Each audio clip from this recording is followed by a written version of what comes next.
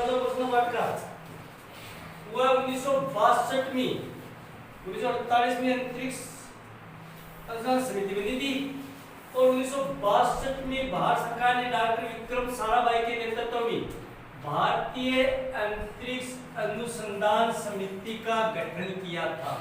1948 में एक अंतरिक्ष के बारे में जानकारी लेने समिति का गठन किया था और 62 में भी भारत सरकार ने डॉक्टर विक्रम साराभाई के नेतृत्व में अहमदाबाद में की थी भारतीय अंतरिक्ष अनुसंधान समिति का गठन किया था।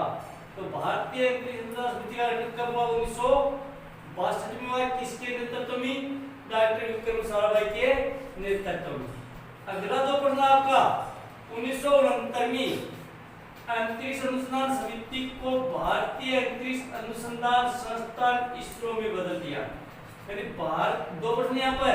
तो 1969 में भारतीय अंतरिक्ष अनुसंधान समिति का नाम बदल करके क्या रख दिया? भारतीय अंतरिक्ष अनुसंधान संस्थान इसरो रख दिया। तो इसरो की स्थापना कब हुई थी? 1969 में हुई थी। इसरो का पूरा नाम होता है भारतीय अंतरिक्ष अनुसंधान संस्थान ISRO, ISRO, Indian space research organisation, भारतीय अंतरिक्ष अनुसंधान संस्थान की स्थापना हुई थी 1969 में। अगला जो प्रश्न है कि भारत में अपना पहला रॉकेट रोहिणी 75, जो पहला रॉकेट था भारत का उसका नाम था रोहिणी 75 को 1969 में छोड़ा था और यह रॉकेट सिर्फ इसका व्यास था वो 75 मिलीमीटर व्यास का था, बिल्कुल छोटा सा रॉकेट था नामात्र का। तो भारत में पहला रॉकेट कब छोड़ा? 1969 में। पहले रॉकेट का क्या नाम था? रोहिणी 75 नाम था इसका। इसके बाद में क्या हुआ?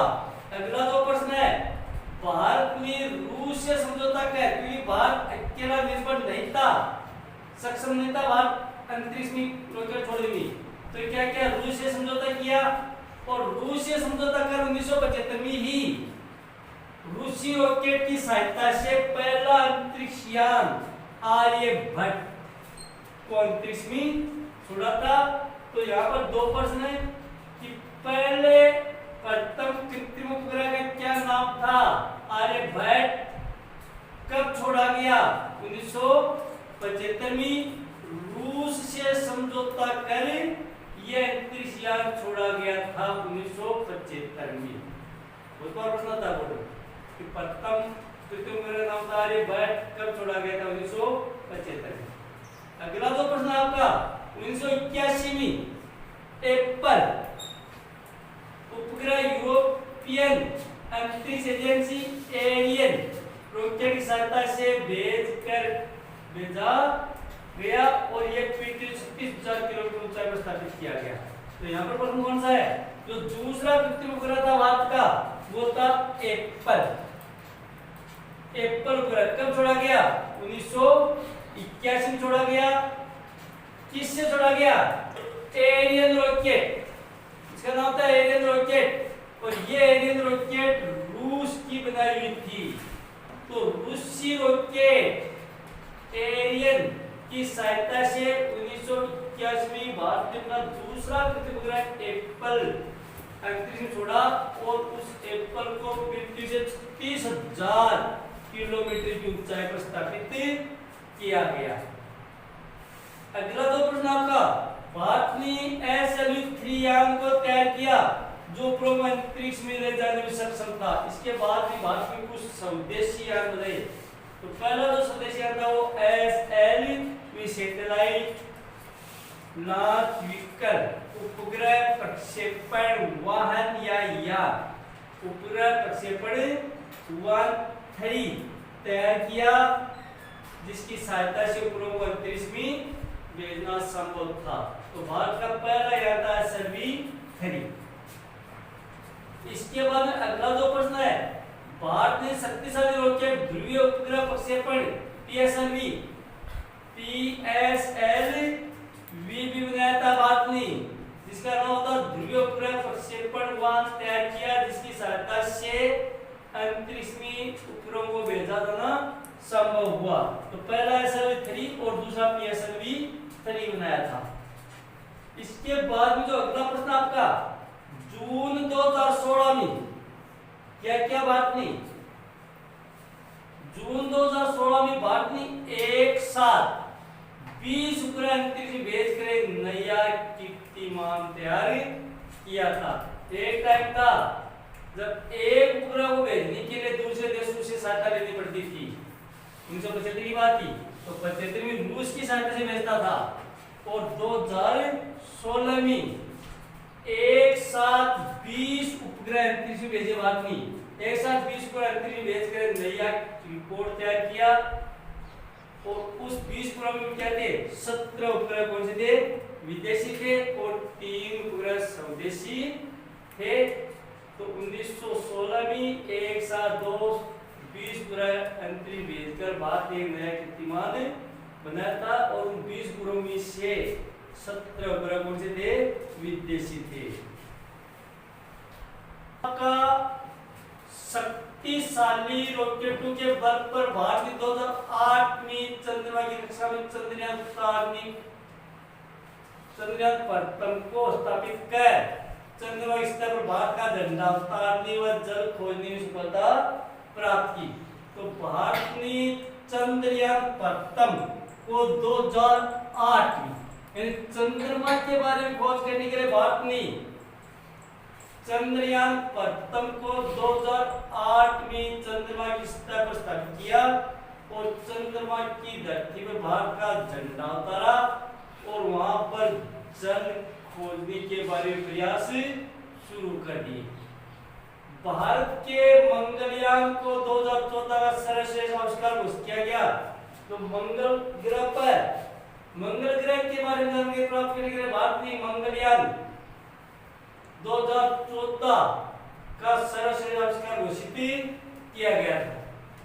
अगला जो प्रश्न आपका, भारतीय मूल की अमेरिकन नागरिक सुनीता विलियम्स एक से अधिक बार अंतरिक्ष स्टेशन में कार्य कर चुके हैं। एक से ज्यादा बार अंतरिक्ष में जाने वाले अंतरिक्ष यात्री जो भारतीय मूल की है, अमेरिका की नागरिक है, उसका नाम था सुनीता विलियम्स, और वो एक से ज्यादा बार अंतरिक्ष में जा चुकी है।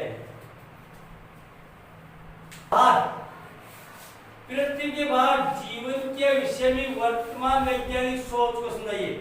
जो वर्तमान वैज्ञानिक हैं उनकी क्या सोच है कि जीव की उत्पत्ति पृथ्वी पर हुई है, पृथ्वी के बाहर हुई है। वर्तमान वैज्ञानिक इसके बारे में क्या सोच रहे हैं, तथा आपकी अपनी सोच क्या है। वर्तमान वैज्ञानिक सोच क्या है और आपकी सोच क्या है कि पृथ्वी में जीव की उत्पत्ति है, जीव की उत्पत्ति पृथ्वी पर हुई थी या पृथ्वी के बाहर भी जीवन संभव है। तो वैज्ञानिकों के एक वर्ग का मानना है, दो धड़े बने वैज्ञानिकों के। एक वैज्ञानिकों जो धड़ा है, एक जो वर्ग है, वो मानता है कि जीव की उत्पत्ति पृथ्वी पर हुई है, पृथ्वी के बाहर जीवन संभव नहीं है। लेकिन एक वैज्ञानिकों को इस प्रकार का वर्ग वो बताता है कि जीवन की उत्पत्ति पृथ्वी पर नहीं हुई है। एक वर्ग मानता है कि पृथ्वी पर हुई है और दूसरा वर्ग मानता है कि जीवन की उत्पत्ति पृथ्वी पर नहीं हुई है। पृथ्वी पर जीवन वो सूक्ष्म रूप से अंतरिक्ष से आया है। तो इसके अनुसार जीव की जो उत्पत्ति है वो अंतरिक्ष में हुई थी और अंतरिक्ष से वो सूक्ष्म जीव पृथ्वी पर आया था। ऐसी सोच है वैज्ञानिकों के एक वर्ग की। अंतरिक्ष में जीव प्रचुर संख्या में उपस्थित है। क्या मानते वैज्ञानिक कि अंतरिक्ष में जीव है वो प्रचुर मात्रा में पाया जाता है, प्रचुर मात्रा में अंतरिक्ष में जीव रहते हैं।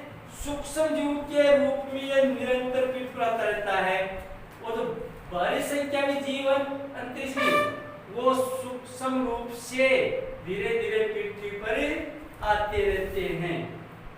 पृथ्वी के बाद जीवन तो मिल सकता है लेकिन पृथ्वी जैसा विकसित होने की संभावना बहुत कम है।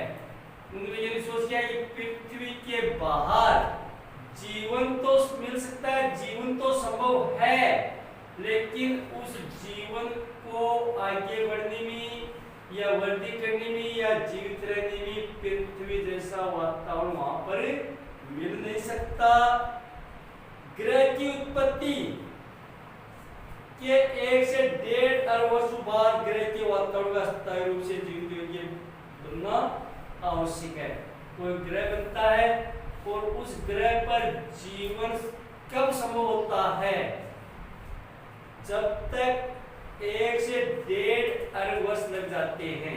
1 से 1.5 अरब वर्षों तक उस ग्रह का वातावरण है वो जीवन के लायक बनता है, तब जाके वहां पर जीवन की उत्पत्ति होती है। यदि ग्रह बन गया, ग्रह बनते उस पर जीवन संभव हो गया।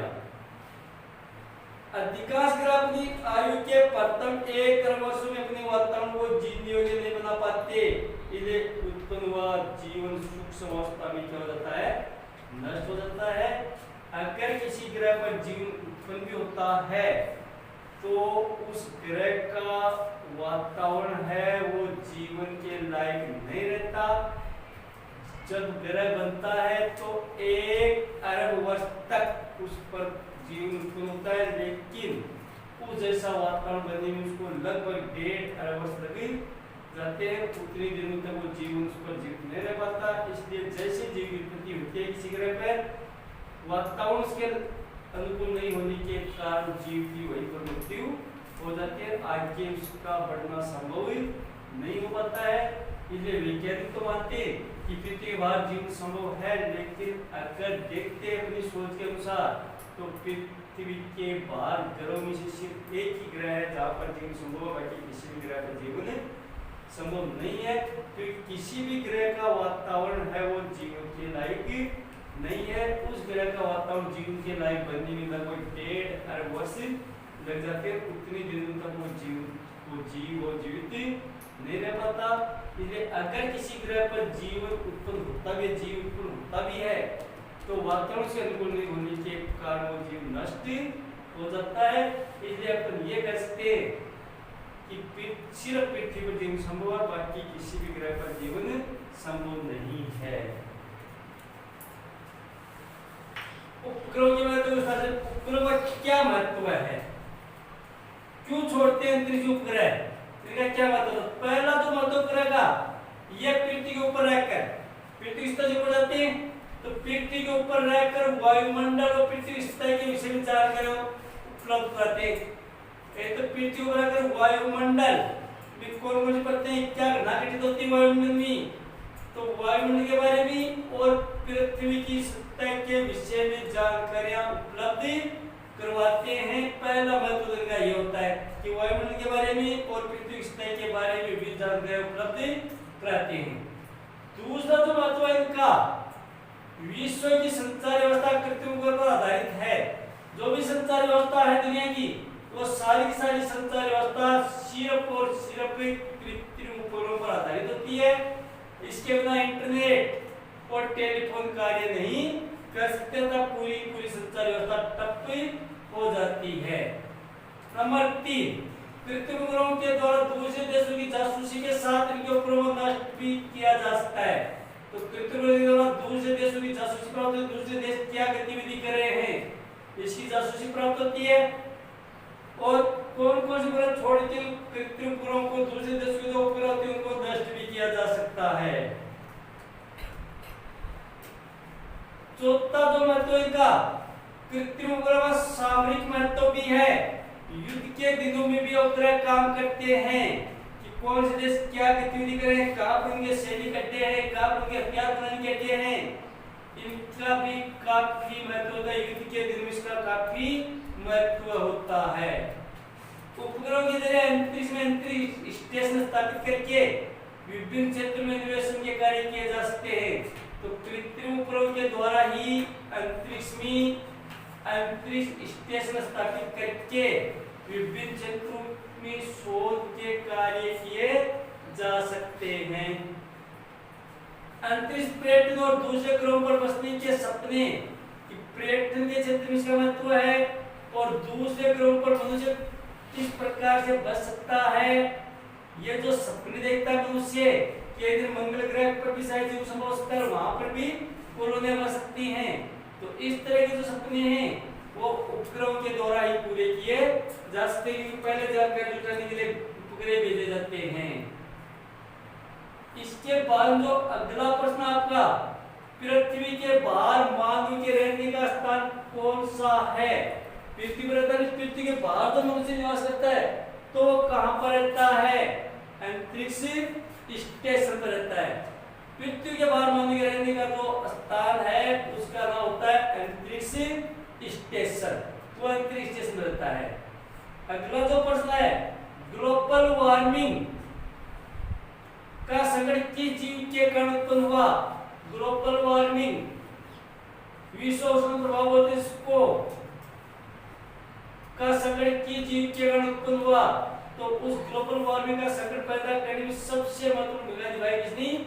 मानव ने। ये मानव के कारण उत्पन्न हुआ है, क्योंकि सारी की सारी जो गतिविधि मानव करता है, मानव के कारण ये ग्लोबल वार्मिंग का संकट पैदा हुआ है। अगला जो प्रश्न है, पृथ्वी का भौतिक वातावरण व पृथ्वी पर पाए जाने वाले जीव मिलकर एक सजीव इकाई की तरह कार्य करते हैं, इस अवधारणा को क्या कहते हैं? पृथ्वी का भौतिक वातावरण कैसा है वो, और पृथ्वी पर पाए जाने वाले सारे जीव मिलकर के एक सजीव इकाई की तरह कार्य करते हैं, इस अवधारणा को क्या कहते हैं? तो इस अवधारणा का नाम है गेन नियमन। गेन नियमन। दूसरी तरह का प्रश्न बन सकता है कि गेन नियमन से क्या तात्पर्य है? तो अपन बताएंगे कि पृथ्वी का भौतिक वातावरण और पृथ्वी पर पाए जाने वाले जीव मिलकर सजीव इकाई की तरह कार्य करते हैं, इसे गेन नियमन कहा जाता है। तो प्रश्न का उत्तर गेन नियमन, और अगर इससे प्रश्न पूछा गेन नियमन से क्या अभिप्राय, तो ये बात बतानी पड़ेगी आपको।